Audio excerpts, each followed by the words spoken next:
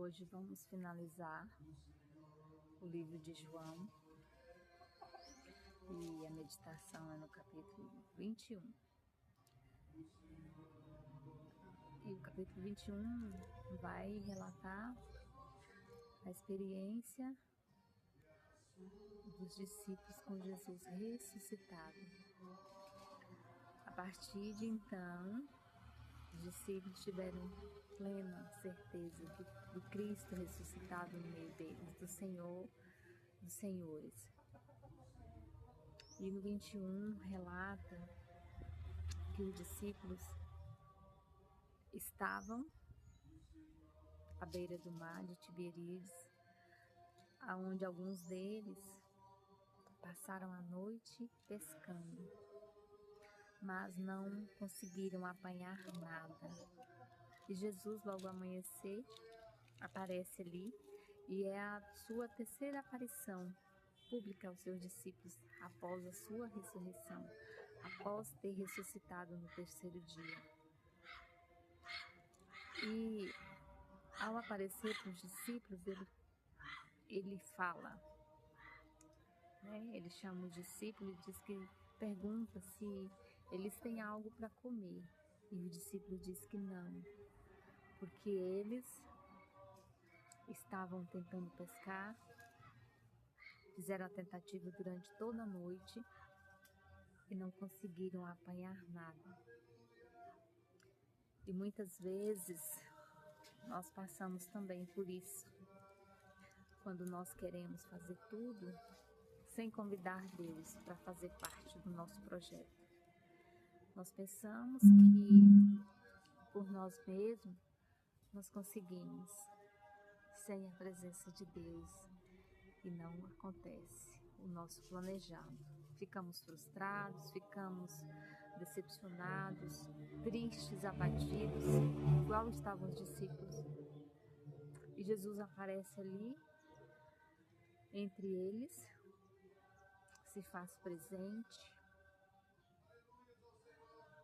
e no decorrer do capítulo, Jesus chama eles, mais especificamente a Pedro, e Pedro faz a sua profissão de fé e de amor para Jesus. E nós? Quais são os nossos projetos que temos arquitetado sem a presença de Deus, que nós temos tentado fazer sem colocar Deus no meio, no princípio, no centro? E temos nos frustrado, temos nos decepcionado, porque na nossa vida não funciona sem Deus. Uma família não funciona sem Deus. A educação dos filhos não funciona sem Deus. Um casamento sem Deus, ele rui. Um namoro sem Deus, ele rui. Tudo sem Deus não vai para frente. É como fala ali naquela parábola da construção de uma casa sobre areia movediça. Nós precisamos aprender a colocar Deus no centro, colocar Deus em tudo na nossa vida. Nós dizemos que somos cristãos, somos batizados, aceitamos Jesus como nosso Senhor e Salvador, mas não obedecemos seus mandamentos, sua palavra, e tampouco buscamos Ele em primeiro lugar. Tampouco esse Deus está em primeiro lugar na minha vida. Tem N projetos, N coisas, ocupando o lugar que é Deus, que é de Deus por direito. Projetos, sonhos, formações curriculares, graduações, de repente viagens, passeios, a adesão de bens, entre outros.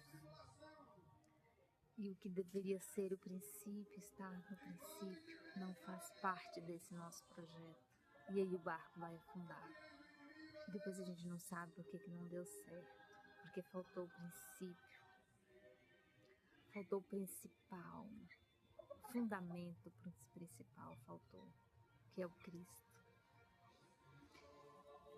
E Jesus, ele não quer ser uma parte da nossa vida. Ele não quer ser, ele é exigente, ele exige muito, ele quer ser tudo. Ele quer tudo. Eu digo que ele é o meu Senhor, eu digo que ele é o meu Salvador, mas aí eu faço alguma seletividade, algumas seleções e digo se Jesus pode aqui, aqui ele não pode. Ele pode comandar aqui, mas aqui eu que assumo o comando. E talvez os discípulos, que pelo roteiro dá para se entender que eles foram àquela pesca porque eles foram em busca de comida, sustento, provisão. Eles não tinham o que comer. É tanto que Jesus perguntou assim: tens algo para comer? E eles respondem: não. Passaram a noite na pesca e não apanharam nada, não conseguiram nada. E Jesus fala: pegai as redes e jogai-a do lado direito do barco. E eles obedeceram Jesus. E quando nós obedecemos, acontece. E aquela rede se encheu tanto de peixe que ela vinha a ponto de romper. Mas não rompeu porque era promessa. E a palavra diz que foram apanhados em uma pesca apenas 153 grandes peixes. Imagine uma rede com esse tanto de peixe.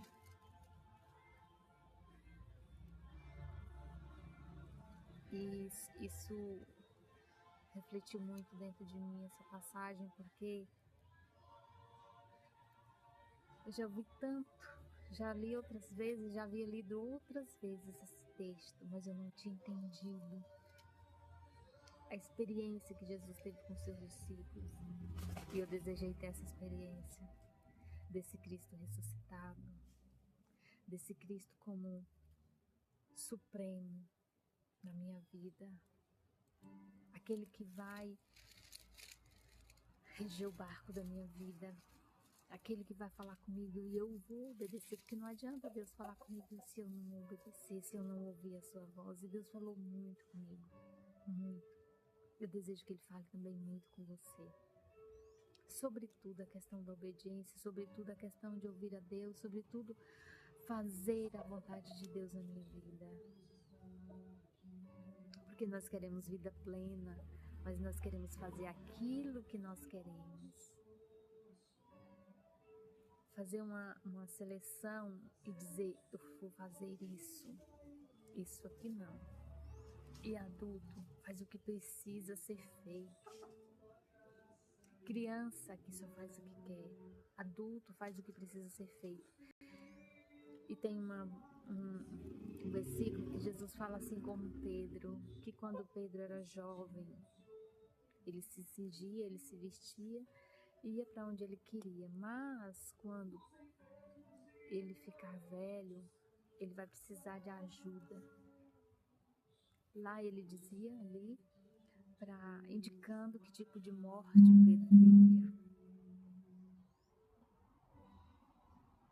E pode ser morte da nossa arrogância, da nossa soberba, do nosso pecado, da nossa prepotência, da nossa desobediência, do nosso eu, do nosso ego. Nós queremos sermos satisfeitos do nosso ego. Nós queremos um ego massageado, nós queremos royalties para nós, elogios, reconhecimentos. Isso é do ser humano. E algo também que ficou marcado, a questão da comparação. Porque nós ficamos por aí nos comparando uns aos outros.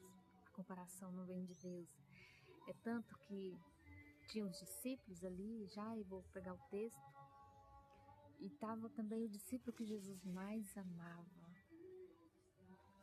E esse discípulo era João. E depois que Jesus orientou Pedro que ele deveria fazer, Pedro, a gente sabe que ele foi um pouco rebelde. Ele decepou aquela orelha sem Jesus autorizar. Depois ele negou Jesus 3 vezes. Pedro era muito emotivo, aparentemente muito emotivo. Que ele falou para Jesus: ah, Senhor, contigo eu dou a minha vida. Jesus: calma, Pedro, calma, antes que o galo cante 3 vezes tu me negarás. E assim aconteceu. E depois que Pedro professou a sua fé, o amor por Jesus ali, ele perguntou: e esse daí, tipo, quem é esse daí? João. E Jesus falou, tipo, não é da sua conta.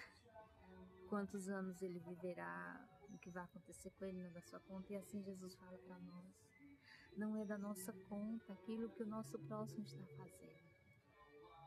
Se ele está certo, se ele está errado, se ele está pecando, se ele está deixando de pecar, não nos interessa.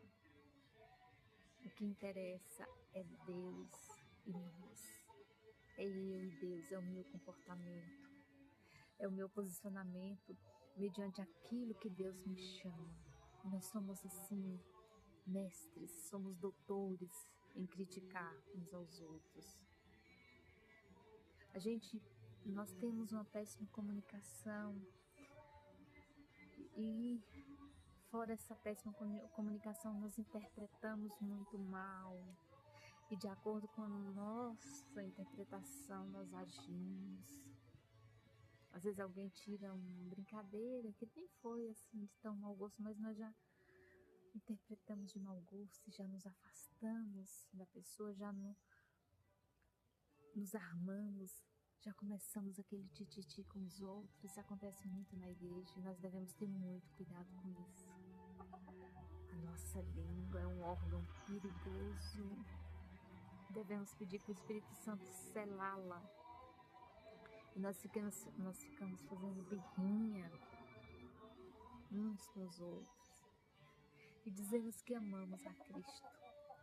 Já pensou isso? Jesus vem nos dar exemplo usando Pedro, quando ele fala assim, tipo, quase que Jesus disse assim: cuide da sua vida, largue a vida dos outros de mão. O que acontecerá com a vida desse discípulo não é da sua conta, Pedro. O que importa, ele falou assim, o que importa quanto tempo ele vai viver, quanto ele vai fazer, faça o que eu te mandei e acabou a conversa. Foi quase essas palavras que Jesus disse, usou outros termos, mas com esse sentido. E ele vem falar isso para nós hoje. Ele vem falar isso para nós hoje. E nós precisamos parar um tempo, porque Jesus tem gritado para mim e para você. Para mim e para você, e nós temos se passado por surdos, não temos entendido, não temos ouvido, não temos compreendido o que Deus tem nos falado. E Ele tem falado, e Ele tem gritado. E a comparação, ela não vem de Deus, a gente tem que parar de se comparar. De repente a gente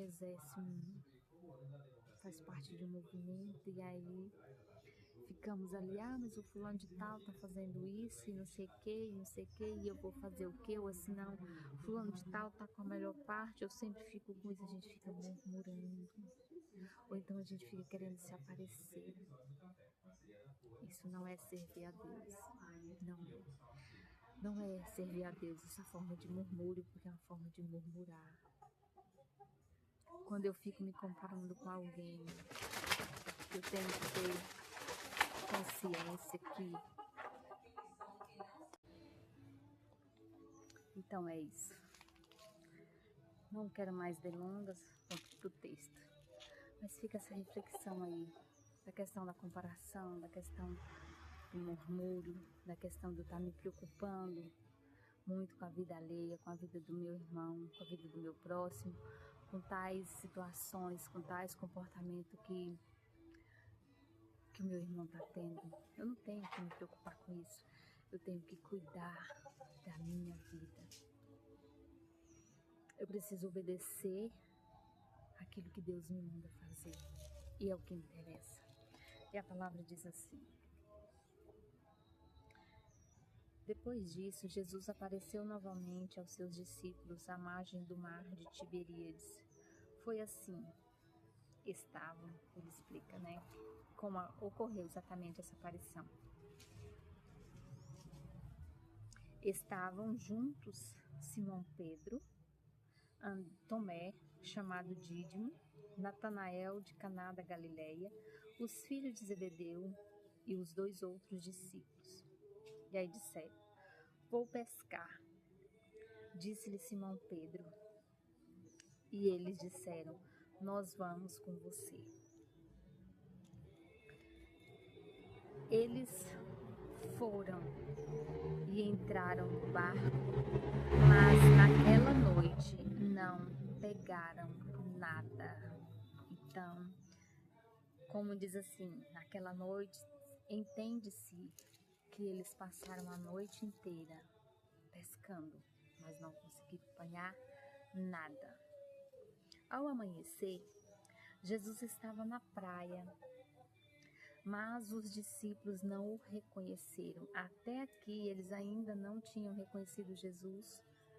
Com Jesus ressuscitado, eles não tinham tido essa experiência do Cristo ressuscitado, ou seja, reconhecendo de fato que era o Senhor. Jesus perguntou aos discípulos: filhos, Jesus já chamava de filhos, né? Vocês têm algo para comer? Eles responderam que não. Por isso que eu iniciei comentando, né? Que eles foram a essa tentativa de pesca no intuito de apanhar algo para a sua sobrevivência, para a sua provisão. Jesus, né? Disse: lancem a rede do lado direito do barco e vocês encontrarão. Qual é e quais pesca você tem tentado fazer e não tem conseguido? Jesus vai falar nesse momento com você, está falando com você. O que você deve fazer? Primeiro, ouvir Jesus, depois lhe obedecer. Os discípulos ouviram Jesus, depois lhe obedeceram. E aí o resultado vem. Eles lançaram a rede e não conseguiam recolher a rede, tal era a quantidade de peixes. Aqui está muito bem ilustrado o que acontece conosco quando nós obedecemos a Deus, quando nós decidimos obedecer a Deus. A graça acontece. E aí a gente fica mendigando por aí, fagulhas, frangalhos, mais sei lá mais o que, mendigando amor, porque nós temos ido em fontes obscuras, em fontes duvidosas, e não temos conseguido encontrar o que nós estamos buscando. O discípulo a quem Jesus amava disse a Pedro: é o Senhor. Ou seja, João foi quem primeiro percebeu que era o Senhor. E ele disse: é o Senhor. Simão Pedro, ouvindo-o dizer isso, vestiu a capa, pois havia tirado, e lançou-se ao mar. Os outros discípulos vieram no barco, arrastando a rede cheia de peixes, que estava apenas a cerca de 90 metros da praia. Quando desembarcaram, viram ali uma fogueira, peixes sobre brasas e um pouco de pão. Ou seja, Jesus já havia preparado o alimento. E o que significa isso? Por que Jesus já havia preparado pão e peixe? Querendo dizer: eu sou o alimento de vocês. Esse peixe, esse pão era simbólico. Por quê?